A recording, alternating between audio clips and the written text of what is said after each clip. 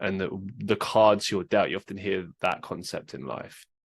You get given the cards you're dealt, and then it's up to you to work with those cards and make something out of that. And sometimes when you look at people, especially when you look at like extreme scenarios, like let's say like a serial killer or something like that, and you often hear people say, oh, well, they were never really given a chance in life. They experience really terrible things from birth, and they were always destined for this path. But then other people have similar experiences and then turn out to be wonderful people or live normal lives. Equally, sometimes you have people that have wonderful upbringings and then just turn into horrible people. I think, correct me if I'm wrong, possibly Jeffrey Dahmer had a scenario like that where his childhood was quite normal and conventional, but then he turned into like this horrific serial killer. Point that I'm trying to raise with this is that there's no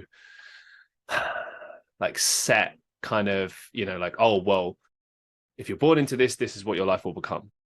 It comes down to choice, but it also comes down to the feelings a human being has.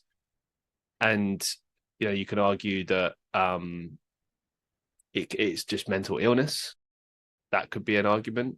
You could say, oh, well, if someone grows up to become that and grows up to only ever do bad things in life, then maybe it's as a result of that.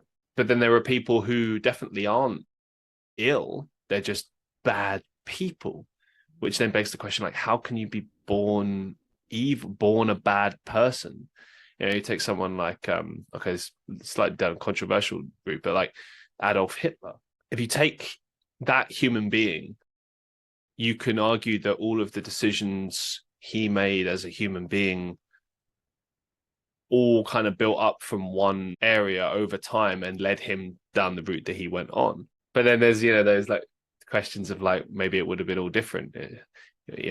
What if he'd have got into art school? It's the old joke of maybe it would have been very different for him. Who knows? Maybe he always had that hatred in his heart and it just manifested itself in the way that it did later down the line. I guess what I'm trying to say with this is that, like, you're talking about redemption and karma and everything like that. How is it possible for a human being to have any control over that? That's the mystery, right?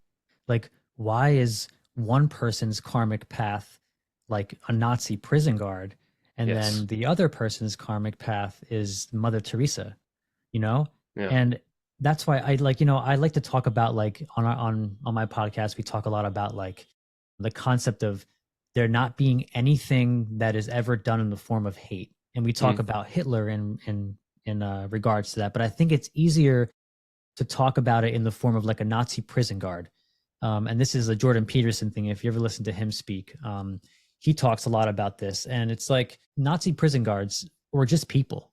They were people that are born into a certain circumstance where they've gone down a path and they're like a result of their environment. Nobody thinks that they could become a Nazi prison guard until it happens, because these things happen very, very slowly over time. And I think it's important for human development to understand that Nazi prison guard, part of him is in you. Part of all of the evil that has ever been done throughout the world, it's in all of us. And it's a matter of again, like you said, your choices. Do you choose to act on that?